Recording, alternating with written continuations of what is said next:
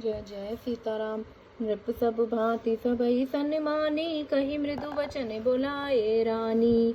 बहु बदुलर कनिम पर घर आई, राखे हुनैन पलक की नाई।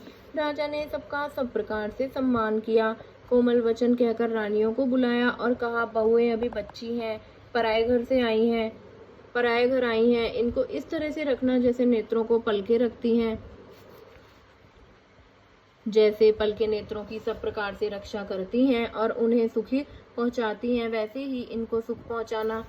लरिका आश्रमित उन्हीं दिवस, शयन करा बहु जाई। अस कहिगे विश्राम गृहम, राम चरण चितुलाई। श्री रामचंद्र की जय। लड़के थके हुए नींद के वश हो रहे हैं, इन्हें ले जाकर शयन कराओ। ऐसा कहकर राजा श्री रामचंद्र जी के चरणों में मन लगाकर विश्राम भवन में चले गए। भूप वचन सुनि सहज सुहाए, जरित कनक मणि पलंग डुमा डसाए। सुभग सुरभि पै फेन समाना, कोमल कलित सुपेती नाना। राजा के स्वभाव से ही सुंदर वचन सुनकर रानियों ने मड़ियों से जड़े स्वर्ण के पलंग बिछवाए, गद्दों पर गौ के दूध के फेन के समान सुंदर एवं कोमल अनेकों सफेद चादरें बिछाई। उप बरहन बर बरनी न जाही, स्त्रग सुगंध मणि मंदिर माही। रतन दीप सुठी चारु चंदोवा, कहत न बनई जान जेहि जोवा। सुंदर तकियों का वर्णन नहीं किया जा सकता। मड़ियों के सुंदर मंदिर में फूलों की मालाएं और सुगंध द्रव्य सजे हैं। सुंदर रत्नों के दीपकों और सुंदर चंदों की शोभा कहते नहीं बनती। जिसने उन्हें देखा हो वही जान सकता है। सेज रुचिर रुचि राम उठाए, प्रेम समेत पलंग पड़ाए। आज्ञा पुनि पुनि भाई दीनी, निज निज सेज शयन तिन कीनी। इस प्रकार सुंदर शैया सजाकर माताओं ने श्री रामचंद्र जी को उठाया और प्रेम सहित पलंग पर पौड़ाया। श्री राम जी ने बार बार भाइयों को आज्ञा दी, तब वे भी अपनी अपनी शैयाओं पे सो गए। देखी श्याम मृदु मंजुल गाता, कहें सप्रेम बचन सब माता। मारग जात भयावनि भारी, केहि विदितात ताड़िका मारी। श्री राम जी के सांवले सुंदर कोमल अंगों को देखकर सब माताएं प्रेम सहित वचन कह रही हैं कि हे तात, मार्ग में जाते हुए तुमने बड़ी भयावनी ताड़का राक्षसी को किस प्रकार से मारा।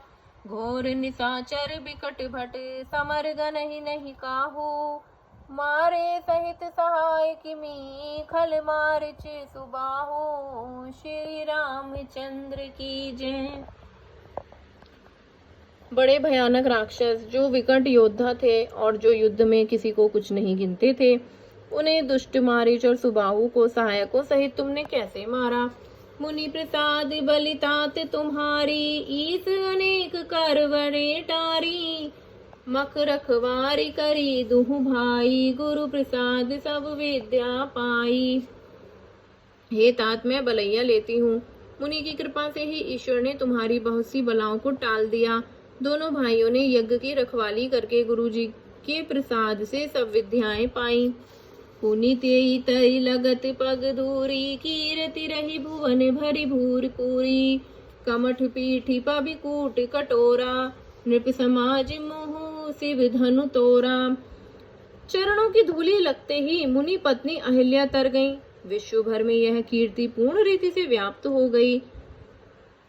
चपटकी पीठ वज्र और पर्वत से भी कठोर शिवजी के धनुष को राजाओं के सामने समाज में तुमने तोड़ दिया। विश्व विजय जसु जान की पाई, आए भवन ब्याही सब भाई। सकल अमानुष कर्म तुम्हारे, केवल कौशिक कृपा सुधारे। विश्व विजय यश और जानकी को पाया और सब भाइयों को ब्याह कर घर आए। तुम्हारे सभी कर्म अमानुषी हैं, मनुष्य की शक्ति से बाहर हैं, जिन्हें केवल विश्वामित्र जी की कृपा ने सुधारा है, संपन्न किया है। आज सुफल जग जन मुँह हमारा, देखी तात बिदु बदन तुम्हारा। जे दिन गए तुम है बिनु देखे, ते बिरची जन पार ही लेखे। हे तात, तुम्हारा चंद्रमुख देखकर आज हमारा जगत में जन्म लेना सफल हुआ। तुमको बिना देखे जो दिन बीते हैं उनको ब्रह्मा गिनती में ना लावे, हमारी आयु में शामिल ना करें। राम प्रतोषिम मातु सब कही बिनीत बर बैन, सुमरि शंभु गुर विप्र पद किए निध बस नैन। श्री रामचंद्र की जय। विनय भरे उत्तम वचन कहकर श्री रामचंद्र जी ने सब माताओं को संतुष्ट किया। फिर शिव जी गुरु और ब्राह्मणों के चरणों का स्मरण कर नेत्रों को नींद के वश किया, अर्थात वे सो गए। जय जय सीताराम।